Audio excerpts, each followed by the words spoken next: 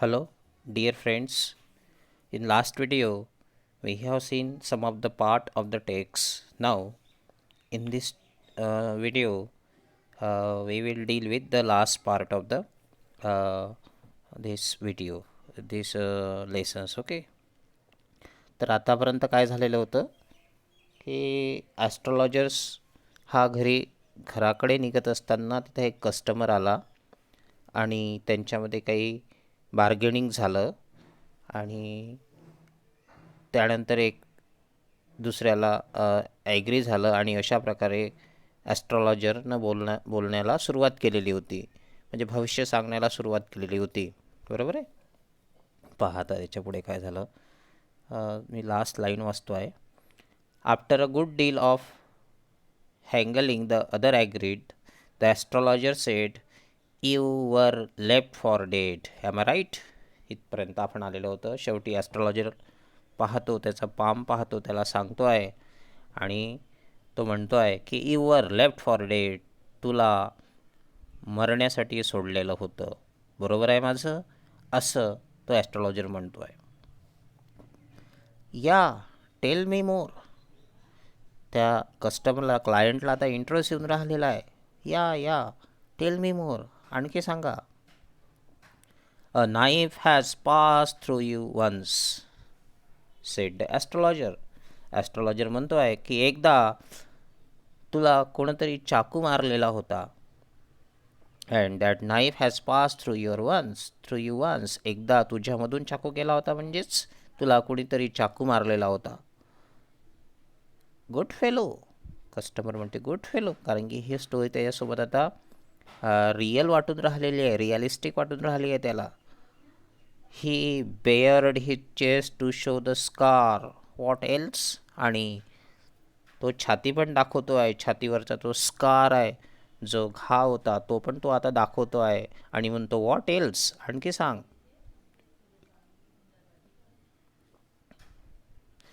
And then you were push in to a well nearby in the field.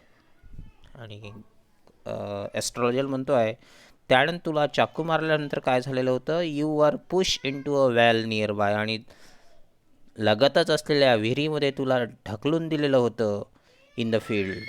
And in this way you were left for dead, आणि तुला मरण्यासाठी सोडलेलं होतं. पहा, तर हे story astrologer तो सांगतो आहे त्या क्लायंटला. I should have been dead if some passer by had not chance to peep in to the well. To peep in to म्हणजे डोकावून पाहणे. तो क्लायंट म्हणतो आहे की मी मेलो असतो जर त्या पासरबाईनं त्या विहिरीमध्ये जर डोकावून पाहिलं नसतं आणि मी त्याला दिसलो नसतो तर मी मरण पावलो असतो. Exclaim the other, ओव्हरफिल्म bye इन्थुझियाझम. ओव्हरफिल्म means C ओव्हरफिल्म means भावनिक होणे. इथं अर्थ भावनिक होणे. उत्साहानं तो भावनिक होऊन तो बोलतो आहे की मी मरण पावलो असतो. कधी?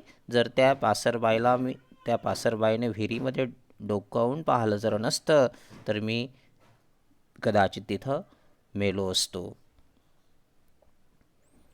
When shall I get at him, तो मला कधी मिळेल. He ask, clenching his fist म्हणजे मूठ. तो असा मुठ्ठी बांधत, क्लेंच म्हणजे असं घट्ट मुठ्ठी बांधत त्या ॲस्ट्रॉलॉजरला विचारतो आहे, when shall I get at him, तो मला कधी मिळेल ज्यानं मला तो चाकू मारलेला होता. आणि त्याचा सर्च तो क्लायंट करतो आहे आणि तो सर्च किंवा त्यामध्ये तो यशस्वी व्हावा म्हणून तो त्याचा हात, तो पाम ॲस्ट्रॉलॉजरला दाखवतो आहे. काय म्हणतो आता astrologer. In the next world, answer the astrologer. तुला आता मिळणारच नाही आहे, इन द नेक्स्ट वर्ल्ड, दुसऱ्या जगातच मिळणार आहे तो. ही डाईड 4 months ॲगो इन अ फार ऑफ टाऊन. ज्यानं तुला चाकू मारलेला होता तो 4 महिन्या अगोदर एका दूरच्या गावामध्ये तो मरण पावला. You will never see any more of him. तू त्याला कधीच भेटणार नाही, तुला तो कधीच दिसणार नाही. The other groan on hearing it. आणि तो क्लायंट तो गुरगुरून राहिलेला आहे हे सगळं ऐकून. The astrologer proceeded. Astrologer continued. आणि तो सांगतोय आता.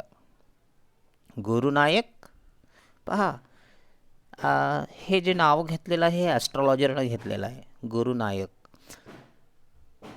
You know my name, the other said taken back. त्याला एक शॉक बसला क्लायंटला आणि तो ॲस्ट्रॉलॉजरला म्हणतो आहे, तुम्हाला माझं नाव माहिती आहे? As I know all other things Gurunayak. Astrologer म्हणतो आहे, मला बऱ्याचशा गोष्टी तुझ्याविषयीच्या माहिती आहे.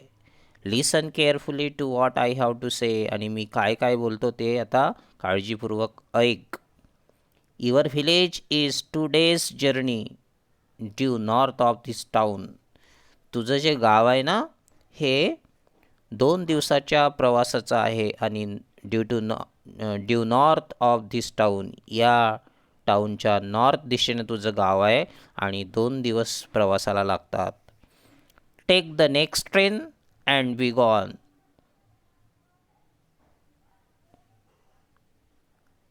तू इथून पटकन निघून जा, ट्रेन पकड आणि निघून जा. I see once again great danger to your life if you go from home. जर पहिल्यांदा तू घरी जाशील नंतर गावला जाशील तर मला असं वाटते, म्हणते तो ॲस्ट्रॉलॉजर, की तुझ्या जीवासोबत आणखी धोका संबोधू शकतो. एक ग्रेट डेंजर एक ग्रेट डेंजर तुझ्या लाईफमध्ये येऊ शकते आणि म्हणून तू पटकन गावाकडे निघून जा. ही took out a pinch of sacred ash and held it to him. त्या ॲस्ट्रॉलॉजरनं काय केलं, पिंच म्हणजे चिमूटभर असं अंगारा घेतला आणि held it to him.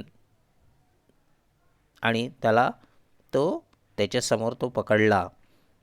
Rub it on your forehead and go home.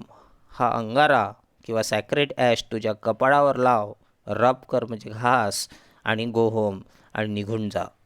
Never travel southward again. पुन्हा साऊथवर्ड दिशेने तू प्रवास करू नकोस. And you will live to be 100. आणि जर तू असं करशील, माझ्या मतानुसार ऐकशील, तर तू 100 वर्ष जगशील, असा तो ॲस्ट्रॉलॉजर सांगतो आहे. पहा, तर आता आपल्याला जो सस्पेन्स मेंटेन झालेला आहे तो हळूहळू शेवटल्या लाईन्समध्ये तो रिव्हील होणार आहे. बरं, याला एकदम नाव कसं काय कळलं, गुरुनायक आहे म्हणून त्या क्लायंटचं नाव, त्याच्याबद्दलची स्टोरी कशी काय माहीत आहे, हळूहळू ते आपल्याला शेवटी कळेल. Why should I leave home again, said the other said reflectively. Reflectively means think carefully, thinking, by thinking much. Okay, so said the other said reflectively.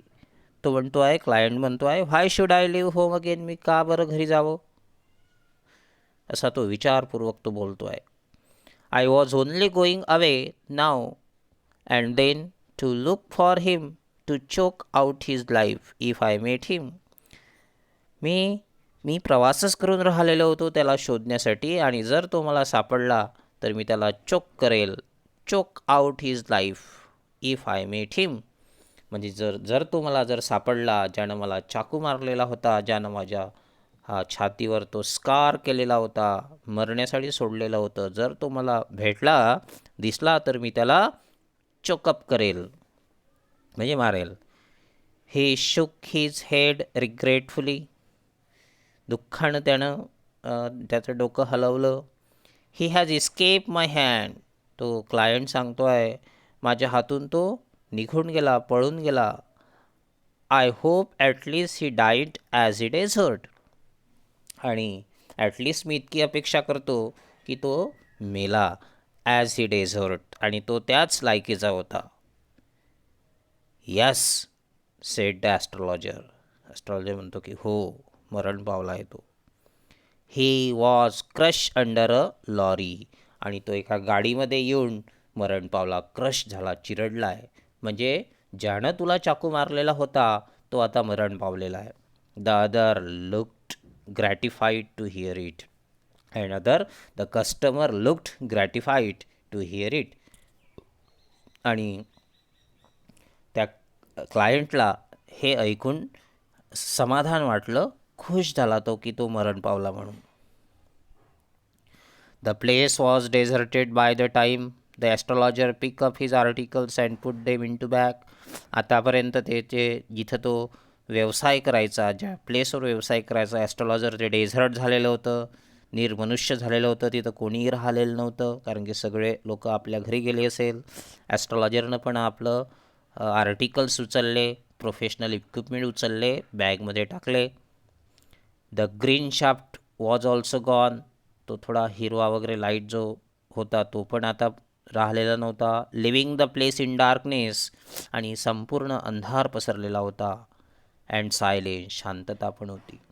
The stranger had gone off in to the night. आणि stranger देखील खूप दूर अंतरावर निघून गेला होता. In to the night म्हणजे in to the darkness, म्हणजे स्ट्रेंजर देखील आता निघून गेलेला होता. After giving the astrologer a handful of coins. आणि एक मुठभर कॉईन्स त्या ॲस्ट्रॉलॉजरच्या हाती देऊन तो क्लायंट किंवा तो ग्राहक आलेला होता तो देखील निघून गेला, ज्याचं नाव आत्ताच ॲस्ट्रॉलॉजरनं घेतलं होतं, गुरुनायक. तो पण निघून गेला. It was nearly midnight when astrologer rich home. जवळपास मिडनाईट झालेली होती जेव्हा ॲस्ट्रॉलॉजर ॲक्च्युली तो जेव्हा घरी गेला तेव्हा खूप रात्र झालेली होती. His wife was waiting for him at the door and demanded an explanation. आणि त्याची बायको वाटच बघत होती आणि she demanded an explanation means she ask for explanation why you got late. तुला उशीर का झाला असं ती विचारते आहे. He flung the coins at her and said. त्याने ॲस्ट्रॉलॉजरने सगळे कॉईन्स बायकोच्या हातामध्ये दिले आणि म्हटलं, count them. One man gave all that. हे पैसे मोज. एका माणसानं हे सगळे पैसे मला दिलेले आहे. 12.5 आनाच. C set counting. मोजत मोजत तिनं म्हटलं, किती पैसे आहे हे? 12.5 आनाच. शी वॉज ओव्हरजॉईड. तिला अतिशय आनंद झाला की इतके मोठे पैसे मला मिळाले आज. I can buy some jaggery and coconut tomorrow. Jaggery म्हणजे गूळ जो ऊसापासून बनवलेला असतो. ठीक आहे. I can buy some jaggery and coconut tomorrow. मी उद्याला, म्हणजे बायको म्हणते, मी उद्याला गूळ आणि काही कोकोनट विकत आणेल.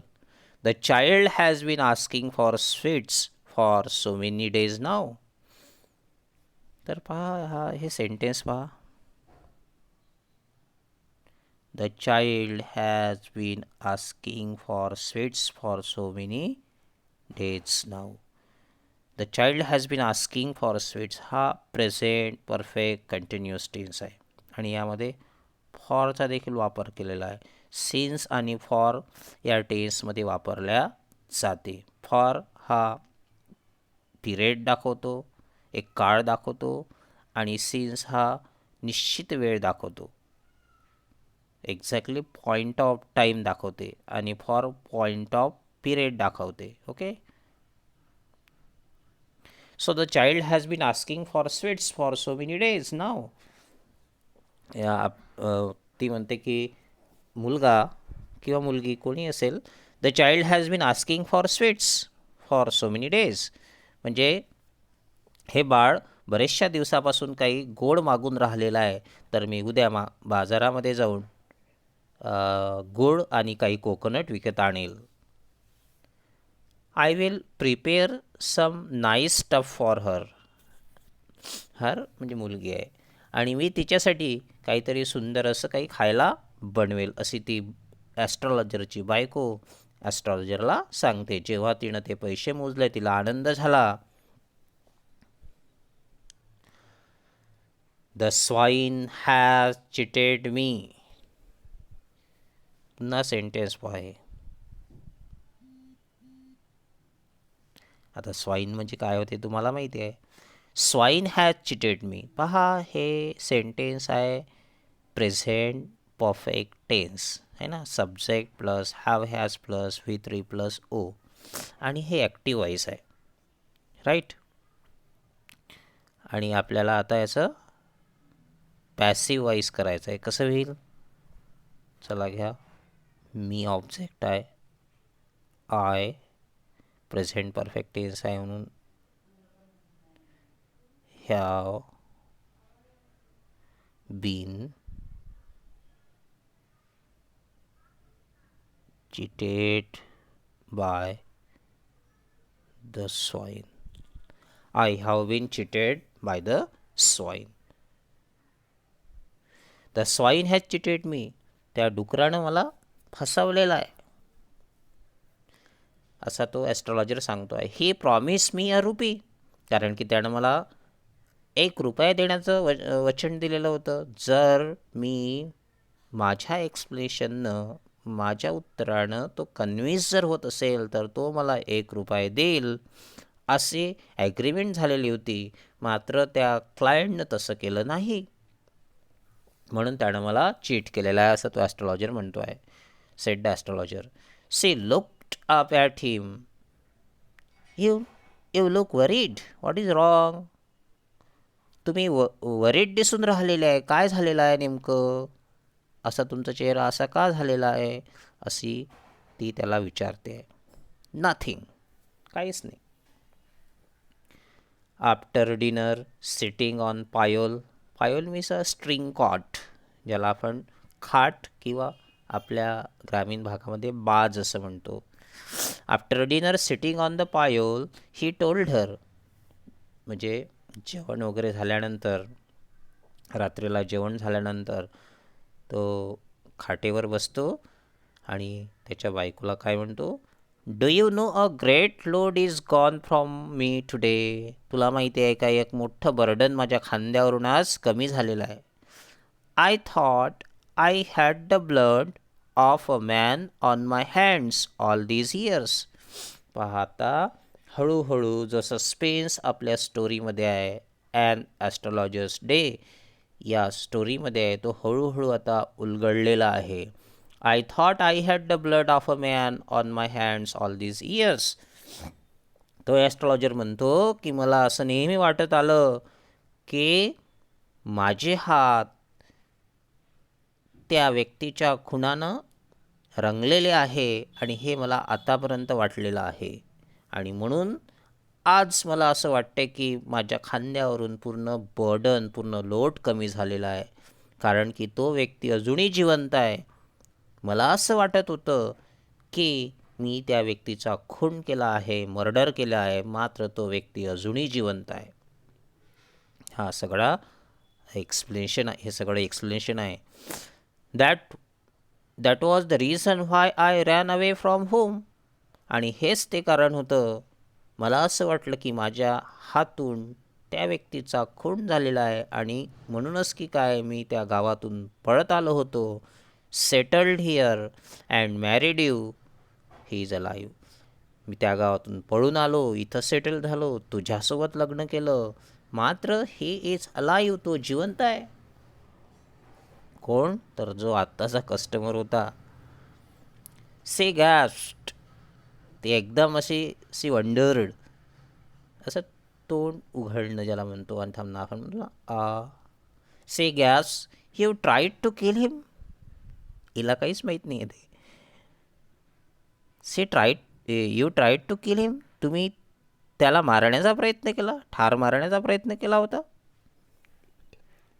आपला ॲस्ट्रॉलॉजर बोलतो, yes, in R village when I was a silly youngster. हो, जेव्हा मी एक यंगस्टर होतो, म्हणजेच काय, एक तरुण वयामध्ये होतो, तेव्हा मी एक अतिशय सिली होतो.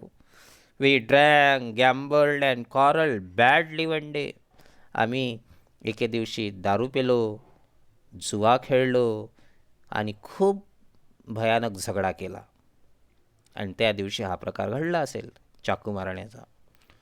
व्हाय थिंक ऑफ इट नाऊ. आता आपण या गोष्टीचा का विचार करतो आहे? कारण की सगळं संकट टळलेलं आहे. जो व्यक्ती याला सर्च करत होता तो आता करणार नाही आहे. दुसरी गोष्ट की याला असं वाटत होतं की मी कुठल्या तरी व्यक्तीचा खून केलेला आहे, मारलेला आहे, पण तो व्यक्ती अजूनही जिवंत आहे.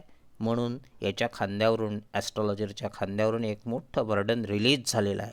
Why think of it now, time to sleep. आता हा वेळ झोपी जाण्याचा आहे. आता याविषयी काही विचार करायला नको. He said yawning. यॉनिंग जांभई देणे. Yawning and stretch himself on the pyol. आणि अशा प्रकारे जांभई देऊन त्यानं त्या खाटेवर आपले हातपाय पसरवले. And here the story ends. से काय झालं होतं की हा जो गावातून पळून आलेला होता त्याच्यामागं हे रिझन होतं की एके दिवशी या ॲस्ट्रॉलॉजरनं चाकूनं छातीवर वार केलेला होता गुरुनायकच्या, आणि म्हणून तो खूप दूरच्या अशा गावामध्ये पळत आला. इकडेच लग्न केलं, इकडेच सेटल झाला, आणि आता तो ॲस्ट्रॉलॉजरचं काम करतो आहे. एके दिवशी म्हणजे जे स्टोरी सांगितलेली आहे तो गुरुनायक त्या व्यक्तीचा शोध घेण्यासाठी फिरून राहिलेला आहे, आणि तो त्याचा हात त्या ॲस्ट्रॉलॉजरला दाखवत आहे. योगायोग पहा. तो खूप प्रेस करून राहिलेला आहे त्याला की तू माझ्या प्रश्नाचे उत्तर दे. आणि अशा प्रकारे त्या ॲस्ट्रॉलॉजरनं त्याला ओळखलं, आणि तो सरळ स्टोरी त्यानं सांगितली. मात्र पुढे तो सांगतो आहे की तो ज्या व्यक्तीनं तुला चाकू मारलेला आहे तो he was crush under the lorry. तो गाडीमध्ये येऊन चिरडला गेलेला आहे, मेलेला आहे. ही विल म्हणजे तुला तो नेक्स्ट वर्ल्डमध्येच मिळेल.